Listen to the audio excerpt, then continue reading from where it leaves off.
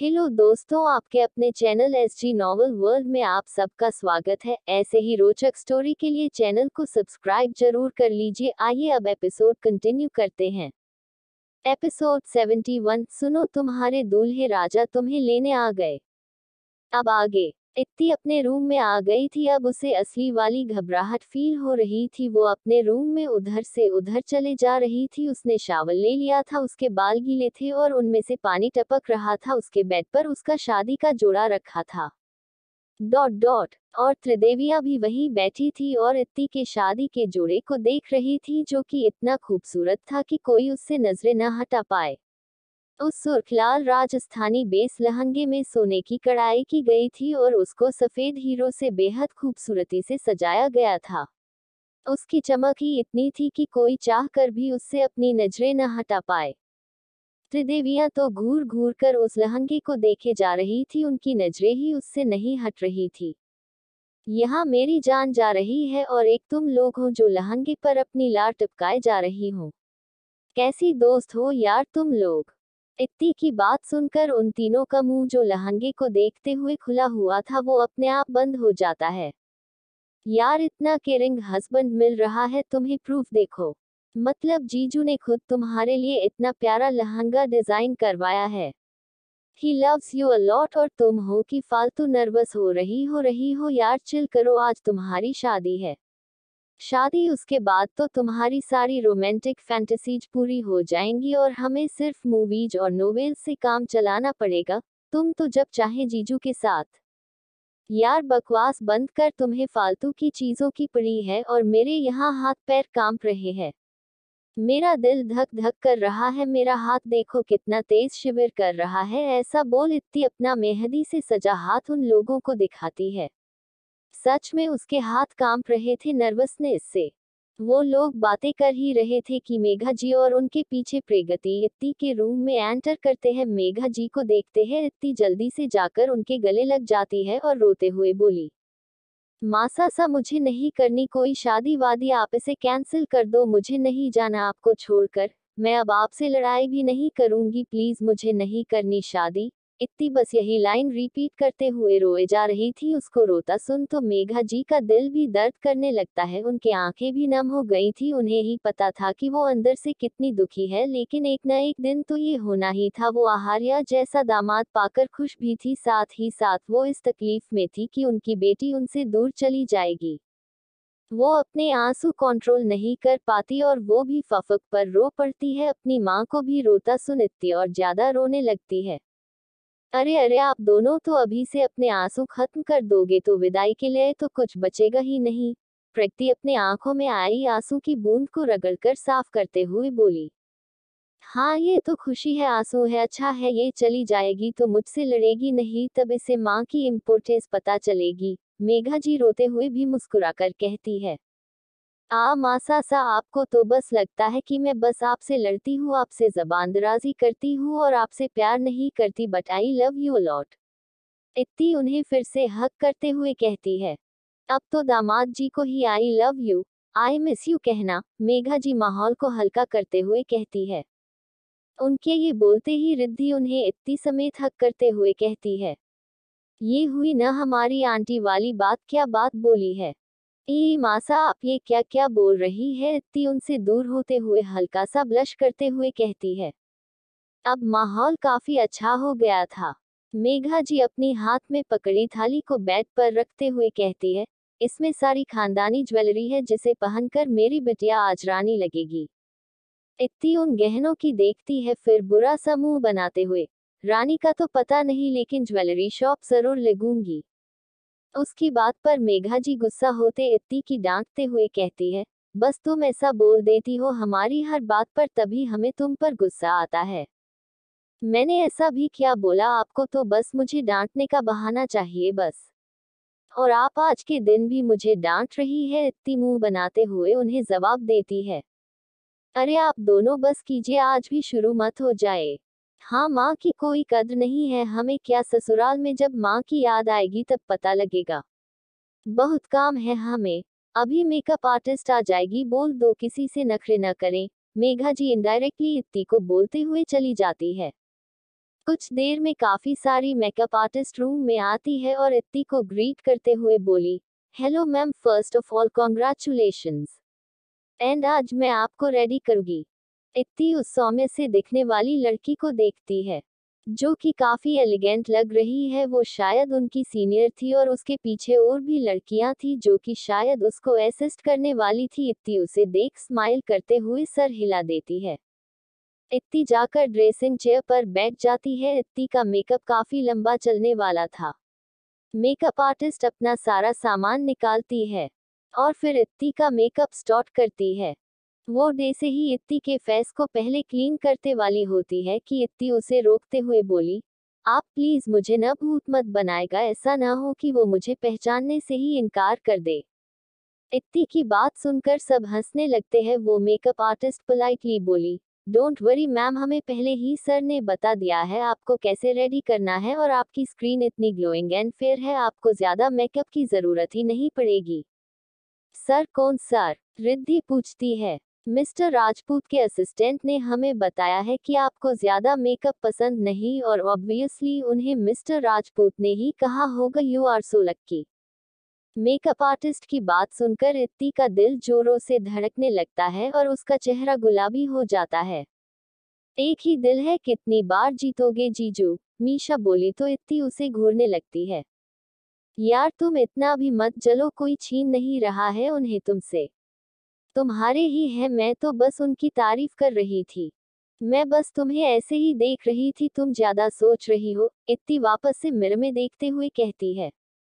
Makeup artist इत्ती का makeup कर रही थी। इत्ती ने अभी बाथरोब पहना था और एक हेयर स्टाइलिस्ट उसके बालों को बना रही थी। इत्ती के बाल भी काफी लंबे थे तो उसके हेयर स्टाइल में भी टाइम लगने वाला था। रिद्धि बेड से उठकर इत्ती से बोली, सुनो यार, हम भी रेडी होने जा रहे हैं, फिर बारात आ जाएगी तो फिर हमें पहले नीचे जाना होगा बारात का स्वागत करने। इत्ती अपनी पलकें झपका देती है। त्रिदेवियां अपने रूम में रेडी होने चली जाती है, साथ ही कुछ असिस्टेंट मेकअप आर्टिस्ट भी जो कि उन्हें तैयार करने वाली थी। अब इत्ती के रूम में सिर्फ हेयर स्टाइलिस्ट और हेड मेकअप आर्टिस्ट और एक असिस्टेंट थी। बाकी सब मेकअप आर्टिस्ट को इत्ती ने भेज दिया था क्योंकि उसे इतने लोगों में काफी सफोकेशन हो रही थी। आहार्य सामने देखता है तो उसके सामने ऋतिक और आकाश थे। आहार्य उन्हें देखते हुए कहता है, तुम दोनों यहाँ क्या कर रहे हो? वो बॉस, हम तो आपका आउटफिट लेकर आए थे। ठीक है, रख दो और जाओ, आहार्य कहता है। जाए, लेकिन हम तो आपको तैयार करने आए थे। ऋतिक आहार्य की बात सुनकर कहता है, मैं कोई छोटा बच्चा नहीं हूँ जो तुम लोग मुझे रेडी करने आए हो।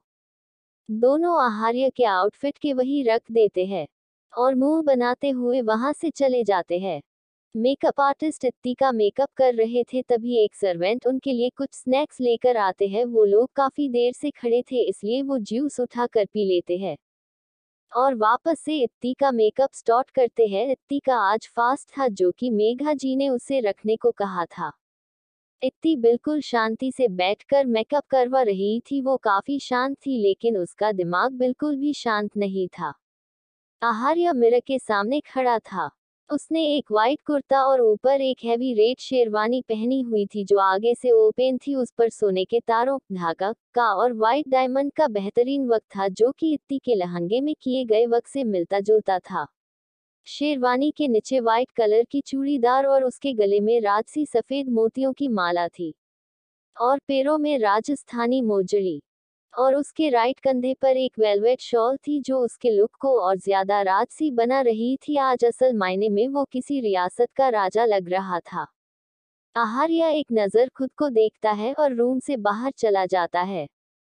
नीचे हॉल में सब तैयार खड़े उसी का इंतजार कर रहे थे। आहार्य रोब से सीढ़ियों से उतरते हुए नीचे आता है और वहां रखे एक सोफे पर बैठ जाता है क्योंकि अब सेहरा पहनाने की रस्म होने वाली थी। मोनी सामने आकर एक थाली से साफा उठाती है और उसे आहार्य के सर पर बांधना शुरू करती है। साफा बंध जाने के बाद वो आहार्य के हाथ में पुश्तैनी तलवार देती है जिसे राजा को उसकी शादी पर दी जानी थी। आहार्य उसके सामने एक बॉक्स बढ़ाता है जिसे देख मोनी आहार्य को देखने लगती है। उसे आहार्य की तरफ देखता देख तेजस्वी जी कहती है, ले लो बेटा, तुम्हारा हक बनता है। मोनी स्माइल करते हुए वो गिफ्ट ले लेती है। आहार्य एक और बॉक्स निकालता है और उसे मानसी की तरफ बढ़ाता है। मानसी भी खुशी खुशी जल्दी से ले लेती है।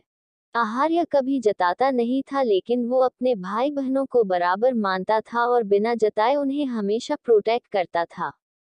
आहार्य अपनी जगह से उठता है और बाहर जाता है और बाकी सब भी उसके पीछे पीछे बाहर आते हैं। मंडप मेन गार्डन एरिया में सजाया गया था। मेन डोर से बाहर निकलते ही पीछे के गार्डन में एक वाइट कलर का घोड़ा खड़ा था। आहार्य को उसी पर बैठना था। चूंकि दोनों की शादी एक ही जगह हो रही थी तो बस कुछ ही कदम सही, लेकिन रस्म तो पूरी करनी ही थी। आहार्य घोड़े पर बैठ जाता है। उसके बैठते ही आतिशबाजियां शुरू हो गई थी और तेजी से ढोल नगाड़े बजना शुरू हो गए था। वहां सिक्योरिटी काफी हाई थी, सिर्फ बहुत ही इम्पोर्टेंट लोग ही बुलाए गए थे। मीडिया अलाउ नहीं थी, लेकिन हर जगह यही हेडलाइंस थी कि आज द ग्रेट आहार्य सिंह राजपूत की शादी राजा भवानी सिंह की पोती इत्ती सिंह राजपूत से हो रही है। लेकिन इनकी शादी लाइव नहीं थी। सिर्फ महल ही नहीं, आज पूरे सिरोही को दुल्हन की तरह सजाया गया था। हर जगह लाइटनिंग की गई थी, पूरा शहर जगमगा रहा था। और आतिशबाजियां होने से सबको ये तो मालूम हो गया था कि शादी की रस्में शुरू हो गई है।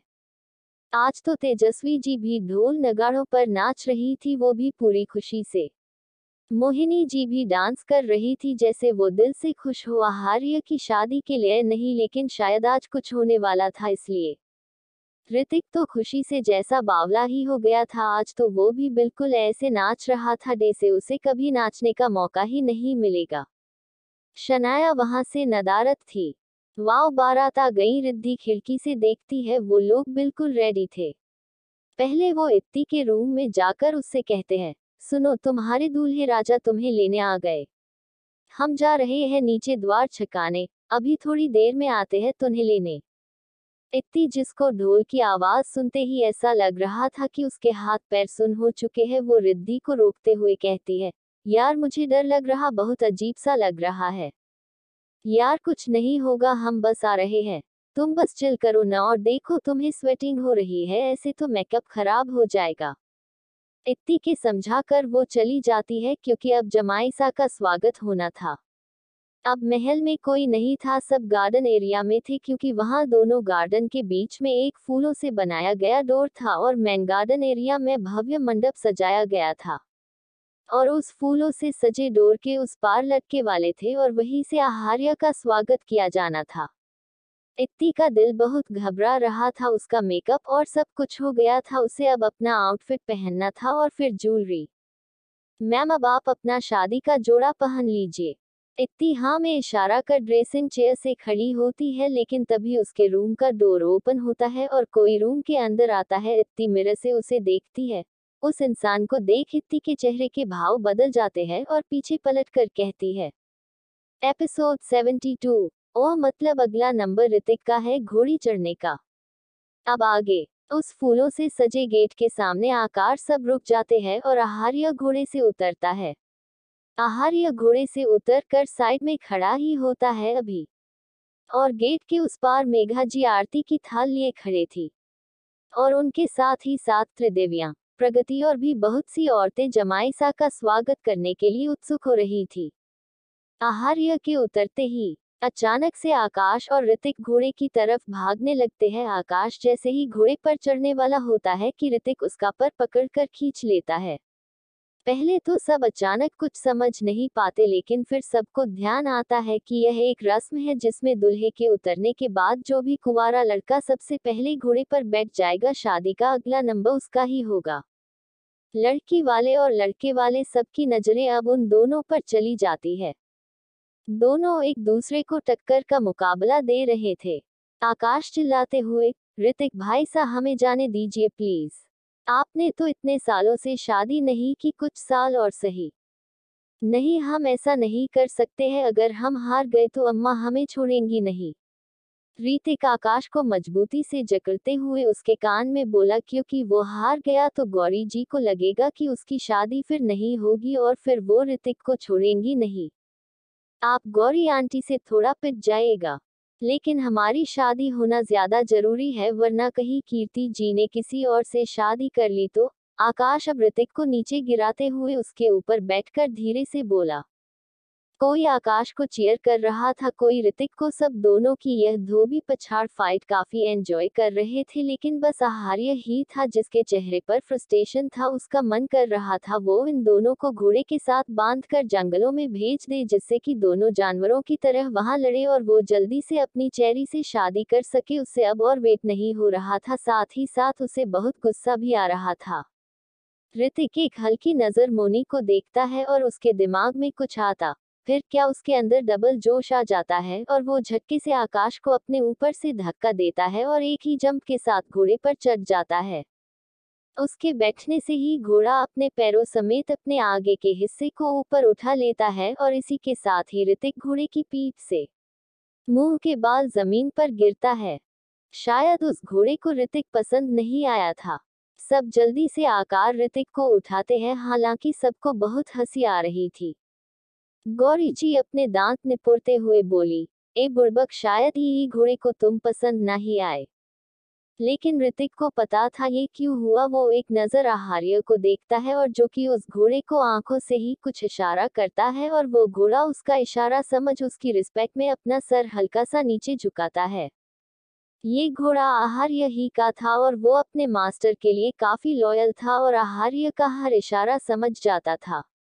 ऋतिक को इस घोड़े से बहुत जलन होती थी, क्योंकि वो आहार्य की एब्सेंस में ऋतिक की हर बात को इग्नोर करता था और आहार्य के होने पर ऋतिक से मासूमियत से पेश आता था, एकदम ओबेडियंट बच्चे की तरह।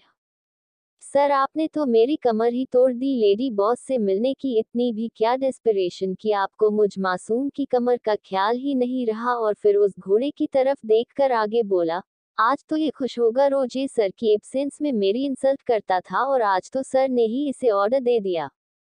ऋतिक को अपनी तरफ देखता पाकर वो घोड़ा भी ऋतिक की तरफ देखता है और उसकी आंखें ऐसी थी जैसे वो ऋतिक को आंखों से ही चिढ़ा रहा हो। वो बार बार अपना सर हिला रहा था, जिससे ऋतिक सब्र का घूंट पीते हुए उससे नजरें हटाते हुए मन में बोला, देख लूंगा इसे तो मैं। तो मतलब अगला नंबर ऋतिक का है घोड़ी चढ़ने का, तेजस्वी जी कहती है।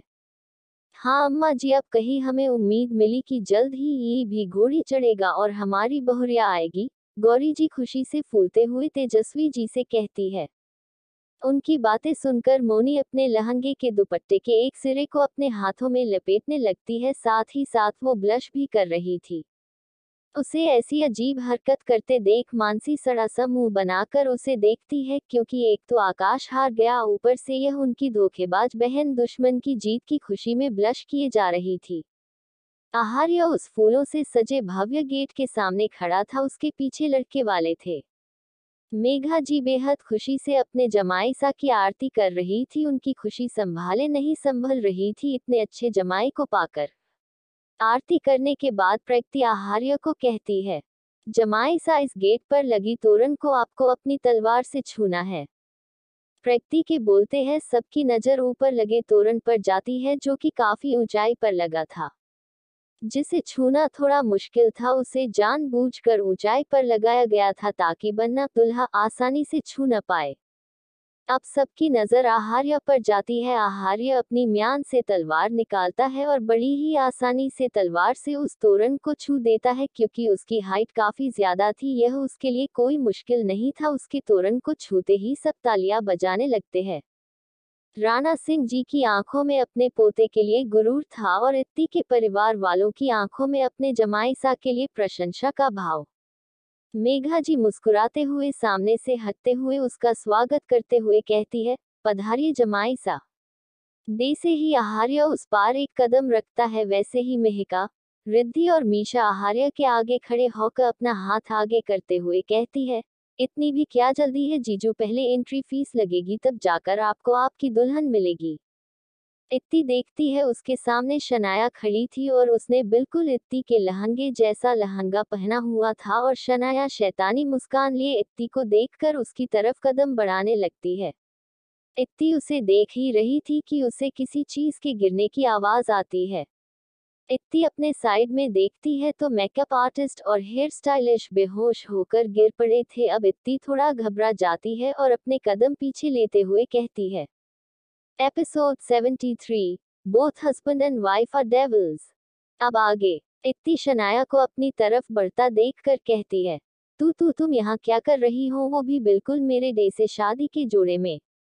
शादी के जोड़े में इंसान शादी ही करता है न, और आज मेरी भी शादी है मेरे आहार्य के साथ। शनाया इत्ती के सामने आकर कहती है, तुम पागल हो गई हो, आज मेरी शादी है उनसे, और अपना यह पागलपन बंद कर और जाओ यहाँ से, इत्ती सहमी हुई आवाज में बोली। उसकी बात सुनकर शनाया पागलों की तरह हंसते हुए कहती है, यही डर तुम पर बहुत सूट कर रहा है। पहले तो बड़ा घमंड दिखा रही थी, लेकिन यही तुम्हारी असली औकात है। तुम एक बच्ची ही हो जो मेरे आहार्य को बिल्कुल डिजर्व नहीं करती, उसे सिर्फ एक ही इंसान डिजर्व करता है, और वो मैं हूँ। लेकिन वो तुम्हें बिल्कुल प्यार नहीं करते हैं। इत्ती उसकी बात सुनकर हकलाते हुए बोली। इत्ती की यह लाइन सुनकर तो डे से शनाया पागल सी हो गई। उसने पीछे से इत्ती के बाल पकड़े और उन्हें खींचते हुए बोली, वो मुझसे प्यार नहीं करता तो वो तुमसे भी प्यार नहीं करता, और हाँ, हम दोनों बहुत पहले ही एक हो चुके हैं, ठीक है। ये बोल शनाया इत्ती को कुछ फोटोज दिखाती है, जिन्हें देखकर यह साफ लग रहा था कि आहार्य और शनाया एक दूसरे के बहुत क्लोज है। उन फोटोज को देख इत्ती का दिल डूब सा जाता है और उसकी आंखें डब्बा सी जाती है। इत्ती के आंसू देख शनाया एक शैतानी मुस्कान अपने होंठों पर बिखेरते हुए बोली, देखा, हम दोनों पहले ही बहुत पास आ चुके हैं। अगर तुम हमारे बीच ना आती तो अब तक मैं उसके बच्चे की माँ बन चुकी होती। और वो इत्ती के बालों को झटक देती है, जिससे इत्ती थोड़ा पीछे हो जाती है। उसका हेयर स्टाइल पूरा खराब हो गया था, उसके आंसुओं से उसका मेकअप भी थोड़ा मैस हो गया था। वो कांपते हुए होठों से बोली, ये सब झूठ है, वो ऐसा नहीं कर सकते मेरे साथ, यह सब झूठ है, तुम झूठ बोल रही हो। इत्ती बेसुध होकर बड़बड़ाए जा रही थी। ऐसे टूटते हुए तुम। शनाया ने अभी इतना ही बोला था कि इत्ती अचानक तेज तेज हंसने लगती है। उसे हंसता देख शनाया के चेहरे के भाव बदल जाते हैं और वो झूठी हंसी हंसते हुए कहती है, मेरे आहार्य को खोने के गुम में शायद तुम पागल हो गई हो। और अपने हाथ में एक इंजेक्शन लिए इत्ती की तरफ बढ़ती है। वो डे से ही इंजेक्शन इत्ती के गले में इंजेक्ट करने को होती है कि इत्ती उसका हाथ पकड़कर उसकी पीठ पर मोड़ देती है, और उससे वो इंजेक्शन छीनकर उसके गले में इंजेक्ट करते हुए उसे बेदर्दी से अपनी तरफ घुमाती है और एक तेज थप्पड़ उसके गालों पर मारती, जिससे कि शनाया एकदम से फर्श पर गिर जाती है। इत्ती गुस्से से नीचे बैठते हुए शनाया के बाल उसी तरह से पकड़ते हुए जैसे उसने उसके पकड़े थे कहती है, हम ये इंजेक्शन का असर होने में अभी टाइम है, जब तक जरा मैं तुम्हें तुम्हारे सभी बातों का जवाब दे दूं, उसके बाद तो तुम ना कुछ सुनने के न कुछ बोलने के काबिल बचाएगी, पैरालाइज्ड जो हो जाओगी। इत्ती की बात सुनकर शनाया की आंखें बड़ी बड़ी हो जाती है और वो दर्द से करहत्ते हुए कहती है, तुम्हें तुम्हें कैसे पता कि इससे कोई भी इंसान पैरालाइज्ड हो जाएगा? उफ, इतनी भी क्या डेस्परेशन। सब बताऊंगी, लेकिन उससे पहले इतना बोल। वो उसका जबड़ा तेजी से पकड़ते हुए बोली, तुम्हारी हिम्मत कैसे हुए मेरे पति को अपना बोलने की? तुम्हारी इतनी औकात नहीं कि तुम उनका ख्याल अपने जहन में लाओ। और फिर उसके बालों समेत उसका चेहरे उठाते हुए उन जमीन पर पड़ी फोटोज को दिखाते हुए कहती है, और रही बात इन घटिया फोटोज की जिससे तुम इतना उछल रही है, इनकी सच्चाई यह है कि तुमने उन्हें ड्रग्स देकर उनके साथ फिजिकल होने की कोशिश की, लेकिन नशे में भी उन्होंने तुम्हें अपने करीब नहीं आने दिया। तुम्हारी हिम्मत कैसे हुई? ये लाइन उसने बेहद गुस्से से बोली थी। वो झटके से शनाया के बालों को झटक देती है, जिससे शनाया का सर तेजी से फर्श से लगता है। इत्ती उसके पास आलती पालती मारकर बैठते हुए बोली, मैंने तो सोचा था तुम कोई बहुत बड़ा प्लान बनाओगी, लेकिन तुम तो अनाड़ी निकली, यह टीवी सीरियल जैसा फुद्दू प्लान। इतनी तेज तेज हंसने लगती है। ओ माय गॉड, ये प्लान! एक मिनट, तुमने मुझे बच्ची समझकर सोचा होगा कि तुम मुझे बेहोश करोगी, मेरी तरह तैयार होकर मंडप पर जाओगी और उनसे शादी कर लोगी। हा हा हा हा हा, ओ यार, तुम तो जोकर से भी ज्यादा फनी हो। शनाया बमुश्किल उठते हुए गुस्से से बोली, यू बाय। इत्ती उसका जबड़ा दबाते हुए, ओ आंटी बिच होगी तुम जो दूसरों के पतियों पर डोरे डालती हो। लाइक अ बिच। हाँ, मानती हूँ वो हैंडसम है, लेकिन कोई पब्लिक प्रॉपर्टी नहीं। एक बात और, क्या कहा था तुमने कि तुम अब तक उनके बच्चे यूडब्ल्यू? मुझसे तो बोला भी नहीं जा रहा है। Dot dot. तो तुम्हें क्या लगा अगर ऐसा कुछ होता तो मैं महानता की देवी बनकर उनको तुम्हें दे देती है? That's not itty style. मैं वो बच्चा तुमसे छीन लेती क्योंकि उनकी कोई भी चीज मेरी ही होती, और तुम तो उस बच्चे को डिजर्व भी नहीं करती क्योंकि माँ बनने से पहले इंसान बनना पड़ता है, जो तुम नहीं हो। Dot dot. तुम क्या उन्हें बेवकूफ समझती हो कि तुम उनसे शादी कर लोगी? यह प्लानिंग प्लॉटिंग करके। No, you are wrong. उन्हें सब पता है तुम अब्रॉड में क्या करती थी। Dot dot. तुम्हारे बॉयफ्रेंड एंड अबॉर्शन। इत्ती की अबॉर्शन वाली बात सुनकर शनाया फिर चौंक जाती है क्योंकि यह उसने मोहिनी की हेल्प से एकदम सीक्रेटली करवाया था। Dot dot. अरे इतना शॉक मत हो अभी तो, और झटके लगेंगे तुम्हें। इत्ती डेविलिश स्माइल के साथ आगे कहती है, जब तुम यहाँ आई थी मैंने उनसे बहुत लड़ाई की थी, पता है उनकी नज़रों में तुम्हारी कोई वैल्यू नहीं, वो तुम्हें चुटकियों में गायब करवा सकते थे, लेकिन मैंने उन्हें ऐसे नहीं करने दिया क्योंकि तुम इस लायक भी नहीं कि तुम उनकी पनिशमेंट या टॉर्चर डिजर्व करो, और मुझे ये गवारा नहीं कि वो तुम्हें सबक सिखाने के लिए ही सही तुम्हें इतना भी सोचे। मुझे उनकी नफरत भी तुम्हारे लिए बर्दाश्त नहीं, तो बस फिर क्या उन्होंने हर बार की तरह मेरी विश पूरी की, एंड देखो कैसे मैं तुम्हें तुम्हारी असली जगह बता रही हूँ। Dot dot. बट जो भी हो तुमने न बहुत गंदा प्लान बनाया था, एकदम थर्ड क्लास। इत्ती खड़ी होती है और बेड पर पड़े अपने जोड़े को उठाती है और फिर शनाया को देखती है जिसने सेम वैसा ही जोड़ा पहना हुआ था। इत्ती उसे लापरवाही से फ्लोर पर फेंक देती है और ड्रेसिंग टेबल से एक लाइटर उठाकर उसे जलाते हुए उस शादी के जोड़े पर फेंक देती है और इसी के साथ वो जोड़ा जलने लगता है। शनाया ने अभी भी हार नहीं मानी थी। वो मुश्किल से खड़े होने की कोशिश करते हुए कहती है, अगर मेरी आहार्य से शादी नहीं हुई तो मैं तुम्हें भी नहीं करने दूंगी, भले ही उसके लिए मुझे तुम्हें अपने साथ लेकर ही क्यों न मरना पड़े। आहार्य सिर्फ मेरा। उसकी आखिरी लाइन सुनकर इत्ती का गुस्सा उसके कंट्रोल से बाहर हो जाता है और वो शनाया की तरफ रुख करती है। शनाया अब तक खड़ी हो चुकी थी। इत्ती उसके सामने जाकर उसके बालों को पकड़ते हुए उसका सर दीवार पर मारते हुए कहती है, बस यही चीज मेरे बर्दाश्त से बाहर है, जब कोई मेरी चीजों को अपना कहता है मन करता है उसकी जान ले लूं। इत्ती ने काफी जोर से शनाया का सर दीवार से मारा था जिससे शनाया का चेहरा खून से सन गया था और वो बेहोश हो जाती है। अब उसका शरीर भी नीला पड़ना शुरू हो गया था। तभी दरवाजा खुलता है और इत्ती पीछे पलटती है तो आहार्य और उसके पीछे पूरा परिवार खड़ा था। शिवाय रूम की हालत देखकर बोला, ये सब क्या है छुटकी, तू ठीक है ना? और वो डे से ही रूम के अंदर आने वाला होता कि आहार्य बिना उसे देखे, मुझे मेरी वाइफ से अकेले में बात करनी है, आप लोग नीचे वेट कीजिए, मैं उसे लेकर आता हूँ। ये तुम क्या बोल रहे हैं? मुझे तो पहले ही पता था तुमसे शादी होगी तो। Do as I said. Aaharya Shivay की बात को बीच में काटते हुए कहता है। उसकी बात मानकर सब नीचे चले जाते हैं। शिवाय जाना तो नहीं चाहता था लेकिन वो भी कुछ सोचकर चला जाता है। उनके जाते हैं ही मेकअप आर्टिस्ट भी उठ जाती है। आहार्य उन्हें बिना देखे कहता है, क्लीन दिस मेस। आहार्य का ऑर्डर सुनकर वो लोग सर झुकाकर हाँ में इशारा करते हैं और शनाया की बॉडी को उठाकर ले जाते हैं। वो कोई आम मेकअप आर्टिस्ट नहीं थे, वो आहार्य की आर्मी के ट्रेन सोल्जर्स थी। भले ही वो ज्यू स्पीकर बेहोश हो गई थी लेकिन उसका असर उन पर कुछ ही देर तक रहा था क्योंकि उनको हर तरह की ट्रेनिंग दी गई थी जिनमें किसी भी ड्रग को सहने की क्षमता भी थी। उनके जाने के बाद अब वहां आहार्य और इत्ती ही बचे थे। आहार्य डोर लॉक करके इत्ती की तरफ मुड़ा ही था कि उसके ऊपर एक पिलो पड़ता है जिसे आहार्य आसानी से कैच कर लेता है। ये देख इत्ती एक के बाद एक पिलोज उसके ऊपर फेंकने लगती है। आहार्य सबको कैच करते हुए इत्ती की तरफ बढ़ते हुए कहता है, ये सब तुम ही तो चाहती थी, अब मुझ पर गुस्सा क्यों कर रही हो? हाँ तो क्या करूं, उसने मेरा पूरा मूड खराब कर दिया। इत्ती को बहुत गुस्सा आ रहा था जो कि वो अब आहार्य पर उतारने वाली थी। आहार्य इत्ती के पास पहुंचकर उसे अपनी बाहों में भरते हुए बोला, तुम ही तो ऐसा चाहती थी, मैंने तो पहले ही कहा थी कि मैं पहले ही सब हैंडल कर लूंगा। उसको सबक सिखाना मेरे लिए बहुत ही छोटी सी चीज थी, लेकिन तुम्हारी ही जिद थी कि तुम उसके साथ खेलना चाहती हो और उसे अपने तरीके से सबक सिखाना चाहती हो।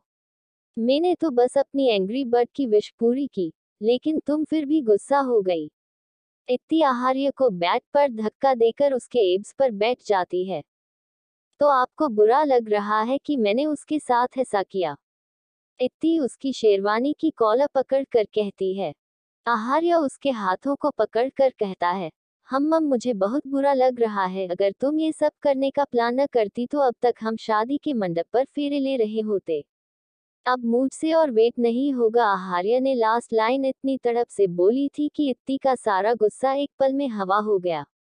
आहार्य को पता था शनाया क्या करने वाली है और वो उसे एक पल में जान से मार सकता था, लेकिन इत्ती को यह चीज बर्दाश्त नहीं थी। वो देखना चाहती थी शनाया क्या करती है एंड देन वो अपने हाथों से उसे सबक सिखाना चाहती थी। इसलिए आहार्य ने जानबूझकर ऐसा सेटअप क्रिएट किया कि शनाया को लगे कि वो इजीली अपने प्लान में कामयाब हो सकती है, लेकिन ये सिर्फ उसकी आंखों का धोखा था। असल में गार्ड्स छुपकर इत्ती को प्रोटेक्ट कर रहे थे कि इत्ती को कुछ ना हो, और वो मेकअप आर्टिस्ट जिनको बेहोश होने के कुछ ही देर में होश आ गया था, वो फिर भी बेहोशी का नाटक कर रही थी। वो आहार्य की आर्मी की वेल ट्रेन्ड सोल्जर्स थी।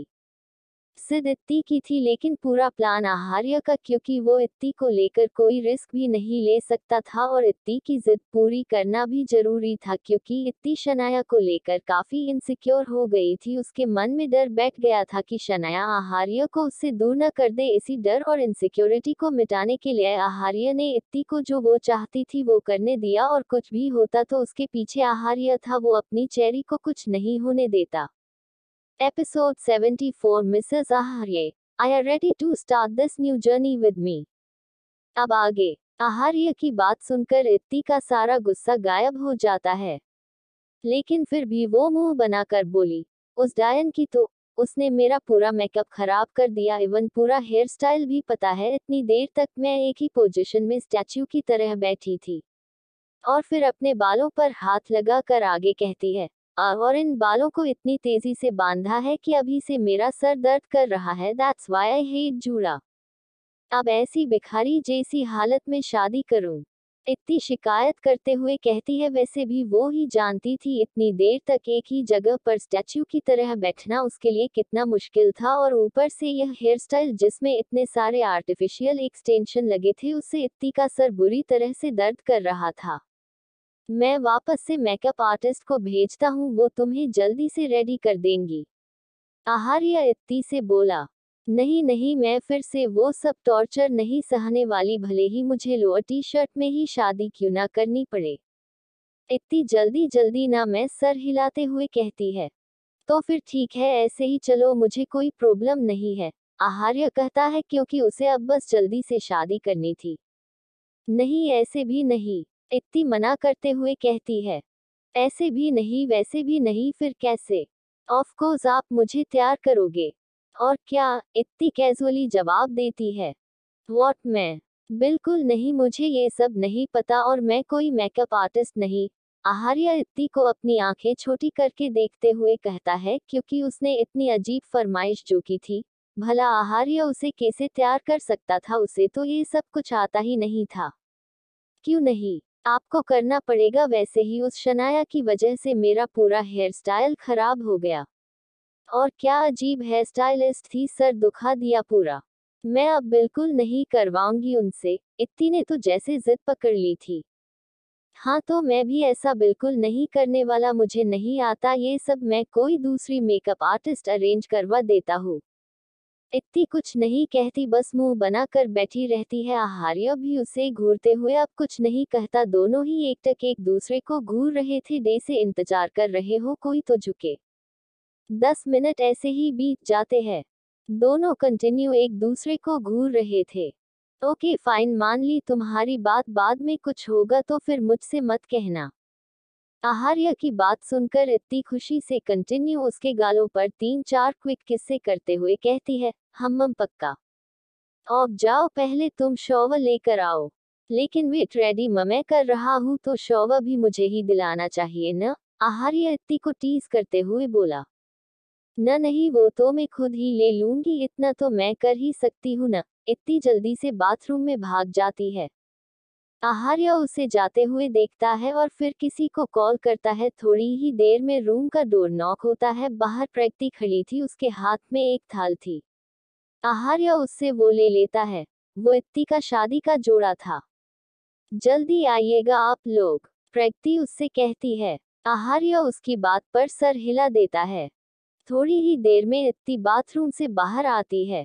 उसने फिर से बाथ लिया था और उसके बाल अभी गीले थे। उसने एक बाथरोब पहन रखा था।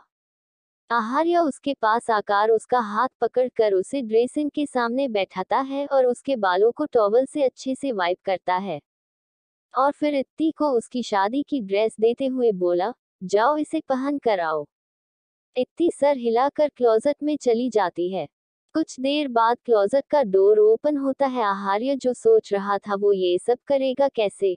डोर खुलने की आवाज से उसकी नजरें क्लोजेट की तरफ चली जाती है और वो एकटा कुछ देखने लगता है। मरून रंग के राजपुतानी लहंगे में इत्ती धीरे धीरे चलते हुए बाहर आ रही थी। उसके खुले सूखे बाल उड़ रहे थे। उसका लहंगा इतना वॉल्यूमिनस था कि वो पीछे से बिल्कुल फ्लो पर फैला हुआ था। उसका maroon and dark golden blouse जो कि उसकी नेवल से ऊपर बिल्कुल फिट था। वो अभी ही सादे से चेहरे और बिना किसी श्रृंगार के ही इतनी खूबसूरत लग रही थी कि आहार्य चाह कर भी उससे अपनी नजरें नहीं हटा पा रहा था। इत्ती धीरे धीरे चलते हुए आहार्य के सामने आकर खड़ी हो जाती है। हालांकि उसे बहुत शर्म आ रही थी। उसके चेहरे के भाव कुछ अजीब थे। क्या हुआ? आहार्य उसके फेस के एक्सप्रेशन देखकर पूछता है। इत्ती बिना कुछ बोले पीछे मुड़ जाती है। आहार्य पहले तो कुछ समझ नहीं पाता, फिर वो देखता है कि इत्ती की ब्लाउज की डोरी खुली थी। आहार्य उसकी डोरी को बांधने लगता है। जैसे ही आहार्य की ठंडी उंगलियां इत्ती की पीठ को छूती है वो अंदर तक सिहर जाती है और अपने लहंगे को कसकर अपनी मुट्ठी में भींच लेती है। आहार्य उसकी खुली कमर पर अपने हाथ रख उसे अपनी करीब खींच लेता है और बैकलेस ब्लाउज होने की वजह से दिख रही उसकी खुली पीठ पर ग्लॉसी ग्लॉसी किसेस करने लगता है। इत्ती आंखें बंद किए ही धीमी सांसें लेते हुए कहती है, अभी नहीं, प्लीज। आहार्य उसकी नेक पर हल्की सी बाइट करते हुए कहता है, अभी तो मैं रुक रहा हूँ, इसके बाद मैं खुद भी चाहूँ तब भी खुद को काबू नहीं कर सकता। सी उसके बाइट करने से इत्ती की हल्की सिसकी निकल जाती है। आहार्य उसे धीरे से छोड़ देता है। वो उसे ड्रेसिंग पर बैठा देता है और उसके बालों को बनाना शुरू करता है। उसकी नज़र मिरर पर जाती है जहां एक औरत की धुंधली तस्वीर थी जो कि अपने लंबे बालों को बना रही थी और उसी के पास बेड पर एक 5 साल का बच्चा बैठा था जो कि उसे बड़े गौर से अपनी लंबे बालों की चोटी बनाते देख रहा। ऐसे ही जब तुम्हारी बीवी आएगी, उसके भी ऐसे ही लंबे लंबे बाल होंगे, तो तुम अभी से सीख लो इन्हें कैसे संवारना है। क्या हुआ, आप कहाँ खो गए? इत्ती आहार्य को किसी सोच में गुम देखकर उससे पूछती है। इत्ती की आवाज से आहार्य अपनी सोच की दुनिया से बाहर आता है और न में सर हिला देता है तमन्ना, हमें तुम्हें दुल्हन बनाएं, तेरे हाथों पर मेहंदी अपने नाम की सजाएं, तेरी लेले बला तेरे सदके उतारे, है तमन्ना हमें तुम्हें अपना बनाया। आहार्य इत्ती के बालों को सलीके से एक सिंपल ब्रैड बना देता है जो कि उसकी कमर के नीचे तक आ रही थी। इत्ती उसे कुछ देती है, वो एक सोने और कलरफुल डायमंड से बना एक पराठा था। आहार्य उससे आंखों से ही पूछता है, यह क्या है? तो इत्ती उसे मिरर में देखते हुए इशारा करती है कि इसे चोटी पर लगाते हैं। आहार्य हाँ में सर हिलाता है और इत्ती की चोटी पर सिंपली टक कर देता है जिससे कि उसकी सिंपल सी चोटी भी बहुत खूबसूरत लग रही थी। आहार्य ड्रेसिंग से कुंदन का एक चोकर सेट उठाता है और उसे इत्ती के गले में पहना देता है जिससे कि इत्ती का खाली गला भर गया था। ऐसे ही आहार्य एक एक करके उसे सारी ज्वेलरी पहनाता है। वो ये सब काम बहुत ही ध्यान से कर रहा था और इत्ती मिरर से आहार्य को उसे संवारते हुए देख रही थी। आहार्य को जो नहीं पता था, इत्ती उसे मिरर से ही देखते हुए इशारे से बता देती थी। दोनों के बीच बिल्कुल खामोशी थी, दोनों आंखों ही आंखों से एक दूसरे से बात कर रहे थे। नहीं मुश्किल वफा, जरा देखो यहाँ तेरी आंखों में बसता है मेरा जहां, कभी सुन तो जरा जो मैं कह ना सका, मेरी दुनिया तुम ही हो, तुम्हें आसरा, दुआएं सुनो सजाएं सुनो। आहार्य नीचे झुकता है और इत्ती का पैर अपनी थाइस पर रखकर उसे मोटी सी पर बेहद खूबसूरत पायल पहना देता है और फिर उसकी नाक में नथ पहनाता है। हालांकि उसे पहनाते नहीं बन रहा था जिससे इत्ती उसे रोकते हुए खुद पहन लेती है और फिर आहार्य उसे मांग टीका पहनाता है। मांग टीका पहनाने के बाद वो उसके बालों पर एक सॉफ्ट किस करता है जिससे कि इत्ती बंद आंखों से मुस्कुरा देती है। ज्वेलरी पहनने भर से ही उसका लुक एकदम चेंज हो गया था। आहार्य उसके होंठों पर एक डार्क शेड लिपस्टिक लगाता है। उसका पूरा फोकस उसके होंठों पर था, जैसे वो गन से किसी टारगेट पर निशाना लगा रहा हो। उसके एक्सप्रेशन देखकर इत्ती को मन ही मन बहुत हंसी आ रही थी। तेरे माथे पे बिंदियां, तेरी आंखों में काजल। आहार्य इत्ती की आंखों में काजल लगाता है, उसने कभी किया नहीं था, जिससे वो काफी तेज कर देता है। इत्ती को काफी दर्द होता है लेकिन वो कुछ कहती नहीं। और फिर वो उसके माथे पर एक मरून कलर की बिंदी लगा देता है और उसके सिर को शिद्दत से चूम लेता है। आखिर में मरून कलर की हैवी नेट की चुन्नी इत्ती के सर पर उड़ा देता है। अब जाकर वो इत्ती को देखता है। अब तक उसने इत्ती को कई बार देखा था लेकिन आज वो बहुत ही अलग लग रही थी, उसके लिए सजी हुई और उसी के द्वारा सजी हुई। मरून लहंगा, उस पर जेवरात और सबसे खास उसकी माथे की वो छोटी सी बिंदियां लग रही थी। और उसके चेहरे का वो नूर जो कि किसी भी दुल्हन को बाकियों से सबसे अलग बनाता है। इत्ती ड्रेसिंग से खड़ी होकर आहार्य की तरफ मुड़ते हुए कहती है, आप कुछ कह क्यों नहीं रहे हैं, मैं अच्छी नहीं लग रही क्या? आहार्य उसके हाथों को धीरे से अपने हाथों में लेकर धीमी आवाज में कहता है, मैं सोच रहा हूँ कि मैंने इतनी मेहनत से तुम्हें रेडी किया, अब मुझे उतनी ही मेहनत लगेगी तुम्हें अनरेडी करने में। उसकी बात पहले तो इत्ती को कुछ समझ नहीं आई लेकिन जैसे ही उसे समझ में आया वो आहार्य के हाथों पर मारते हुए कहती है, कितने बेकार है आप, कैसी बातें कर रहे हैं। आहार्य नीचे बैठकर उसे सैंडल्स पहनाता है और फिर खड़ा होकर इत्ती का हाथ अपने हाथों में लेते हुए कहता है, Mrs Aaharya, I are ready to start this new journey with me. इत्ती स्माइल करते हुए हाँ में सर हिलाती है। शनाया की नीली पर चुकी बॉडी को ले जाते देख मेहमानों को कुछ खास फर्क नहीं पड़ता, वैसे भी उनके लिए ऐसे रईस घरों में ये सब एक छोटी बात थी। शनाया की बॉडी को देख मोहिनी एक शैतानी मुस्कान के साथ ऋतिक को देखती है तो ऋतिक भी उसे देख एक डेविल स्माइल देता है। कुछ देर बाद सब नॉर्मल हो जाता है लेकिन अचानक चारों तरफ अंधेरा हो जाता है और एक स्पॉटलाइट महल के एंट्रेंस पर पड़ती है। सबकी नजरें उसी ओर चली जाती है और उन दो लोगों पर थम कर रह जाती हैं। मिलकश लिबों पे आने लगी है, प्यासी कुर्बतें हैरत अज़दा ठिकाने लगी हैं सारी फुरकतें। वो दोनों कोई और नहीं आहार्य और इत्ती थे, जो कि एक दूसरे के साथ बहुत ही अच्छे लग रहे थे। आहार्य के एक हाथ ने इत्ती के हाथों को थामा हुआ था और एक हाथ में उसकी तलवार थी। इत्ती ने एक हाथ से अपने दुपट्टे का सिरा पकड़ा हुआ था। डॉट डॉट उसका लहंगा पीछे बहुत वॉल्यूमिनस था और पीछे से पूरे फ्लो पर फैला हुआ था। उन दोनों को देख मोहिनी जी की आंखों में इतनी नफरत आ जाती है। डॉट डॉट डॉट जो कि अगर कोई अनजान भी देख ले तो उससे भी छुप न सके। आसमान में आतिशबाजियां होने लगती है। दोनों के ऊपर फूलों की बारिश हो रही थी। घर की औरतें दूर से ही दोनों की बलैया ले रही थी और मन ही मन ये दुआ कर रही थी कि इस खूबसूरत जोड़े को किसी की भी बुरी नजर न लगे। आहार्य इत्ती का हाथ थामे उस खूबसूरती से बनाए गए विशाल मंडप पर जाता है।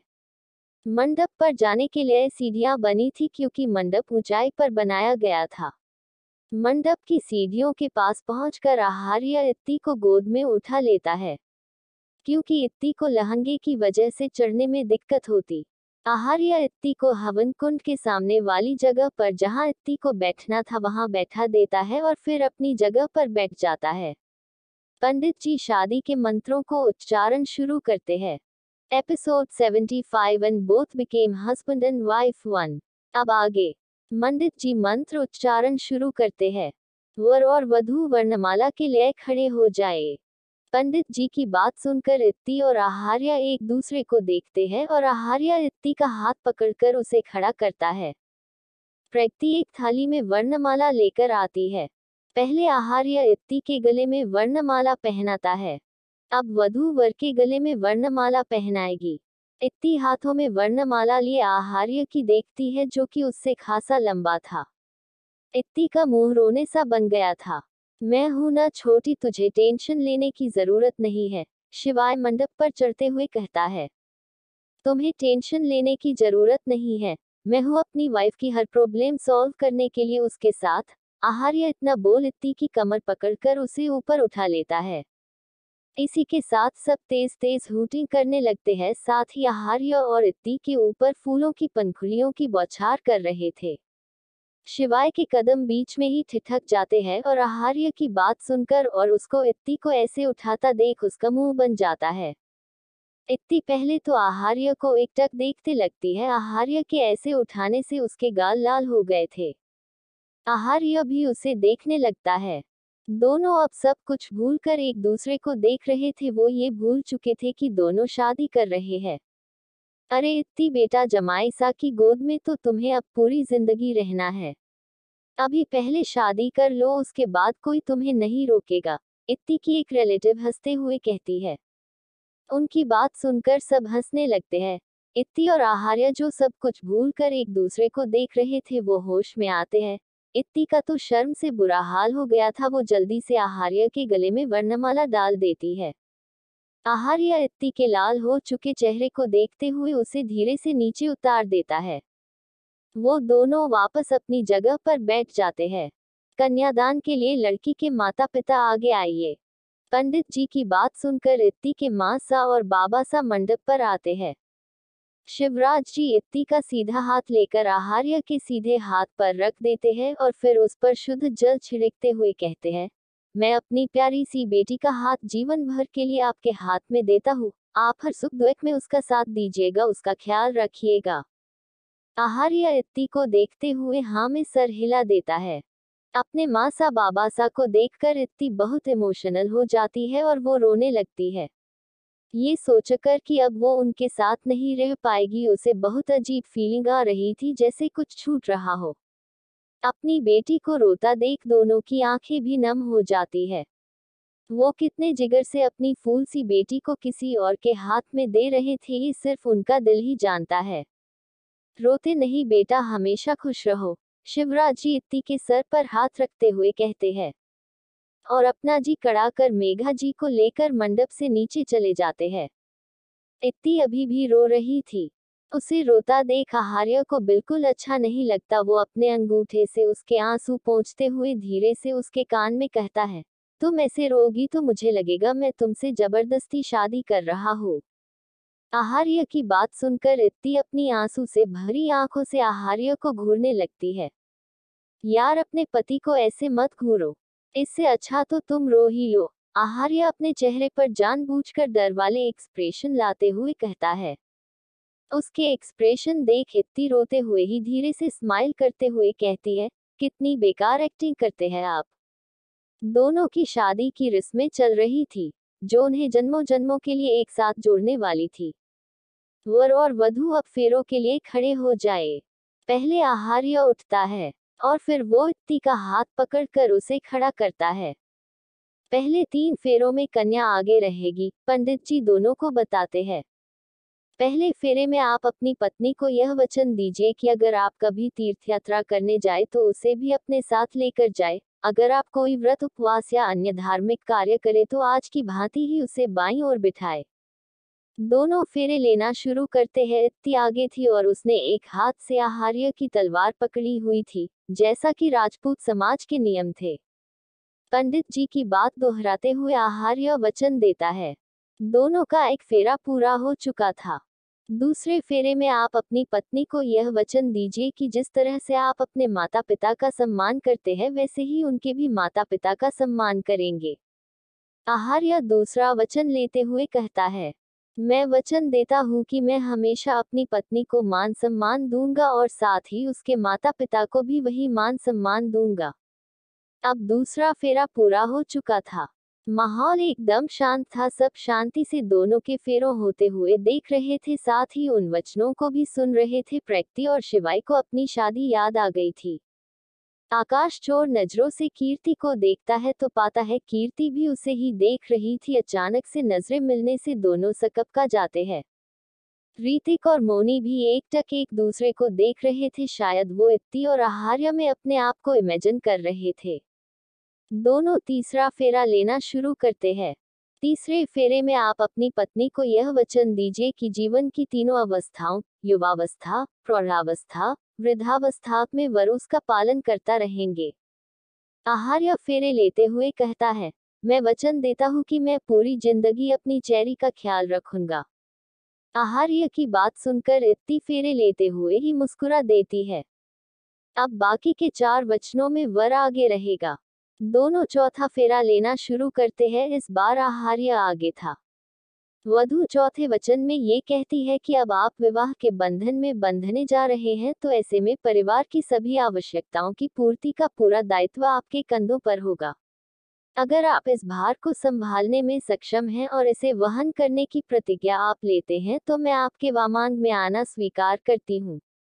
आहार्य चौथे वचन को स्वीकार करते वचन देता है। दोनों 4 फेरे ले चुके थे। हर एक फेरे के साथ दोनों एक दूसरे के होते जा रहे थे। 5वां वचन। 5वें वचन में कन्या अपने अधिकारों की बात करते हुए दूल्हे से वचन मांगती है कि घर के कार्यों में, विवाह आदि, लेन देन और किसी अन्य चीज पर खर्चा करते समय अगर आप मेरी भी राय लिया करेंगे, तो मैं आपके वामांग में आना स्वीकार करती हूँ। 5वां फेरा लेते हुए आहार्य इस वचन को भी दिल से एक्सेप्ट करता है।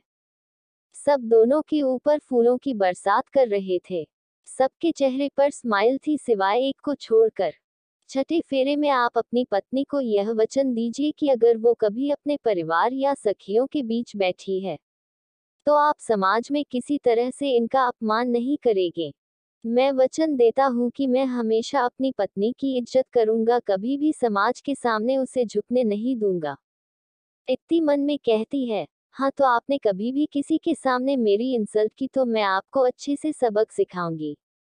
आहार्य को इत्ती के मन की बात जैसे पता थी और वो हल्की सी स्माइल करने लगता है। 7वें और आखिरी फेरे में आप अपनी पत्नी को यह वचन दीजिए कि आप पराई महिलाओं को अपनी मां सामान समझेंगे और पति पत्नी के आपसी प्रेम के बीच किसी को भागीदार नहीं बनाएंगे। आहार्य और इत्ती 7वां फेरे को लेना शुरू करते हैं और आहार्य इत्ती को वचन देते हुए कहता है, न आज तक मैंने किसी गैर लड़की को देखा है, नहीं कभी देखूंगा। तुम ही मेरी लाइफ में वो आखिरी लड़की रहोगी जो मेरी हमसफर रहेगी।